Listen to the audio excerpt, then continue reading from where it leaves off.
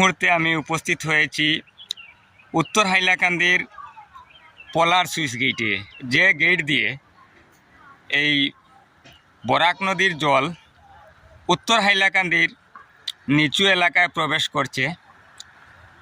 যেদিন নদীর যে সময় জল বাড়ে সেই সময় থেকেই এই পলার সুইচ গেটের একটি অংশ ভাঙ্গা অবস্থায় আছে। সেই জায়গা দিয়ে অবিরাম জল ঢুকতে থাকে, আর সেই জল ঢুকার ফলে উত্তর হাইলাকান্দির নিচু এলাকা যেগুলো আছে বকরিয়াওর, কালীনগর, কাঞ্চনপুর, উত্তর কাঞ্চনপুর, নারায়ণপুর, মোহনপুর, এইসব নিচু এলাকা জলমগ্ন হয়ে পড়ে। বর্তমান সময়ে দেখা গেছে নিচু এলাকার এই বকরিয়াওর, কালীনগর যেসব এলাকা আছে উত্তর হাইলাকান্দির, সেই জায়গার অনেক মানুষ বর্তমানে জলের নিচে অনেক দিন থেকে জলে আবদ্ধ হয়ে আছেন।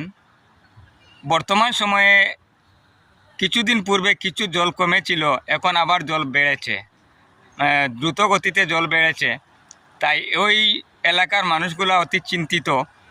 এখন বর্তমানে এই পলার যে সুইচ গেটে দিয়া অবিরাম জল ঢুকছে সেই ব্যাপারে আমি জানতে চাইব প্রাক্তন সাংবাদিক বিমলচন্দ্র দে তথা এই কালীনগর অঞ্চলের সমাজসেবী, ওনার কাছ থেকে জানবো যে এই পলার সুইচ গেটের বিষয়ে উনি কি বলেন, বা উনি কী জন্য আমাকে নিয়ে এই পলার সুইচ গেটে পরিদর্শন করতে এসেছেন। দাদা, আপনি এই পলার সুইচ গেটের বিষয়ে আপনি কি বলবেন? পলার সুইচ গেট ড্রাই সিজনে, শুকনার সিজনে কোনো ধরনের কাজ করা হয় না। শুকনার সিজনে ফ্লাড কন্ট্রোল যে ডিপার্টমেন্টটা আছে তারা গড়ে বইয়া ঘুমায়। আজকে যে যতগুলা মানুষের ধানের আলি ফেলাইছে বা করছে, এর জন্য ক্ষতিগ্রস্ত যারা উঠতেছে, এটা লাগে দায়ী একমাত্রই ফ্লাড কন্ট্রোল।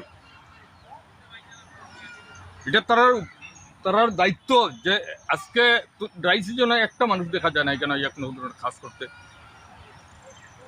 এখানে নেতা মন্ত্রী আর হইলে তারারে আনিয়া দেখাইও এটা কোনো ধরনের কোনো সুরা হইছে না, আর হরো না। আজকে বাধ্য হয়েছে আমি তোমারে নিয়ে কেন আইতে, তুমি একজন সাংবাদিক হিসাবে তোমারে নিয়ে আইতে আইছি। মানুষ আমার কাছে যায় এই ধরনের প্রবলেম লইয়া, আমারে কয়, বাধ্য হইয়া আমি আইছি। একজন সমাজের কাজ করি তো আমি আইছি। কিন্তু আজকে এই যে পলার গেট, এখনো 2 থেকে 2.5 হাত ডিফারেন্স আছে ভিতরের জলে বাইরের জলে। 100 কেতোয়ালের জমি হালি নষ্ট হইয়া যায়। এটা লাগে দায়ী কে? আজকে যদি এই ধরনের জল ঢুকে, আজকে যে 100 আলি পালাইছে মানুষে 100 মানুষে আলি পালাইছে, এটা লাগে দায়ী কে? এই ফ্লাড কন্ট্রোলের এই গাফিলতে লাগি গিয়ে আমরা এই প্রবলেমটা খারাপ হইতেছে। আজকে অনেক মানুষের পথের বিকারী মানাইয়া স্যার, সরকারে কি তা সাহায্য করবা? আচ্ছা দাদা, আপনার কাছ থেকে বিশেষ করে এই বিষয়ে জানতে চাইবো আমি। এই পলার যে সুইচ গেটের একটি পোর্শন বর্তমানে ভাঙ্গা অবস্থায় দেখা গেছে। আজকে থেকে না, 3 বছর আগে থেকে ভাঙ্গা।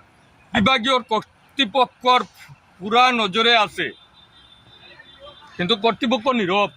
এটা কি কারণে এই দুর্দশা 3 বছর থেকে? অবৈজ্ঞানিক পদ্ধতিতে বানানো হয়েছে 1 নম্বর। 2 নম্বর, এটার কোনো রিপেয়ারিং হয় না এখনো। যদি তুমি যদি আমার কথা যদি বিশ্বাস করো না, তুমি গেটের যেটা লাগাই না আর খুলুন যেটা, ওটা দিয়ে তুমি দেখো এটার মধ্যে তেল পর্যন্ত পাইতে না। 5 জন মানুষ লাগবে টানিয়ে ওটা লাগাইতে আর খুলতে। খুললে অবৈজ্ঞানিক পদ্ধতি বানাইছে, ঠিক আছে। হ্যাঁ, আচ্ছা, অবৈজ্ঞানিক পদ্ধতিতে বানানো হয়েছে আপনি বলেছেন, সেটা আপনি কিভাবে জানলেন বা বুঝতে পারলেন? শুনোই, আমি আপনারে কইয়া দিই, যে সুইচ গেট যখন বানানো হয় একটা পোর্শন থাকে যেটার মধ্যে গিয়া প্লেটটা ঢুকতো।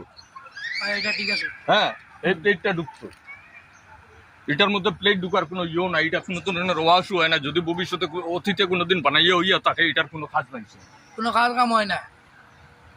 এটা অরিজিনালি গেট থাকা যেটা আজকে তো ভাঙ্গা। দ্বিতীয়ত যেটা আছেও এটাও এটাও এখন নিচে পর্যন্ত যায় না। এটারও জল আটকাইবার মতো ক্যাপাসিটি নাই। আচ্ছা চাচা, আপনি এখানের স্থানীয় মানুষ।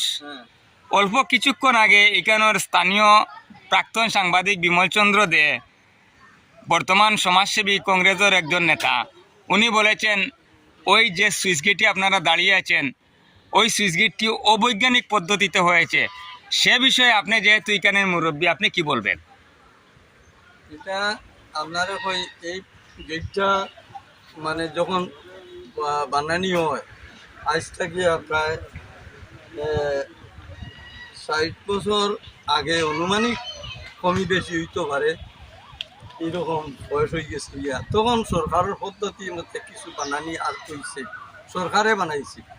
এরপর তাকিয়া 50 বছরের ভিতরে বা 55 বছরের ভিতরে কোনো সরকারের কোনো কারিগর বা কোনো নমুনার হেফাজত এগুলোকে হইছে না।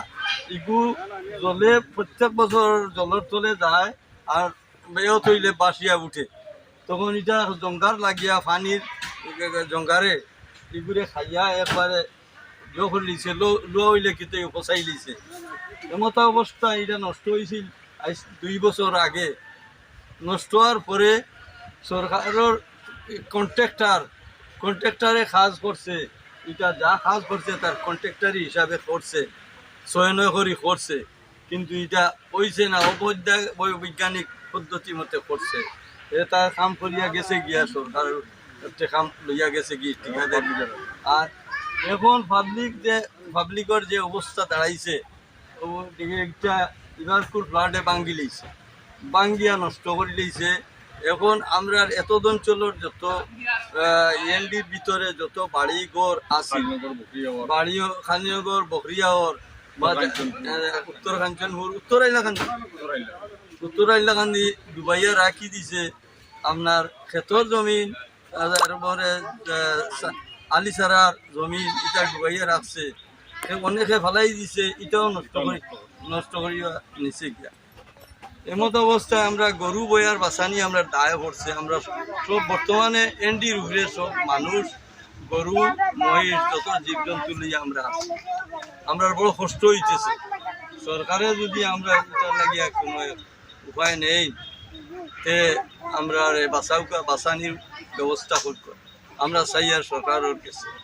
বৈজ্ঞানিক হিসাবে এখান বানানোর কারণে আমরা পানি রেগুলার আর তারা তো কাজে করতে আপনি বলি কিন্তু বলতে আমরা পানি তুলে দিয়ে আর আমরা পানি লাগি মানুষ, অনেক মানুষ বাবা বর্তমানে এটা বাঙ্গানি হয় বর্তমানে বাংলা এই ওইটা বা জল ঢুকিয়ে গীতা উত্তর এলাকান্তির মানুষের পুরা উত্তর এলাকাতে ভর্তি, বকরিয়াওয়ার ভর্তি, কোলাঘাট থেকে একদম বকরিয়াওয়ার সব ভর্তি দুনিয়া। এটা আচ্ছা, এটা প্রতি বছর শুকনার দিনও গীতা মানে মেরামত করা হয়নি? না মেরামত হয় না, আইলা আগে লাগিয়া কোনো মেরামত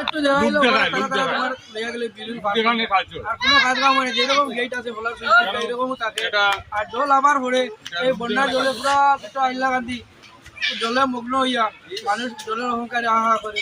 লুকদেখানে কাজ হয়, প্রত্যেক বছর পরিদর্শন হয়।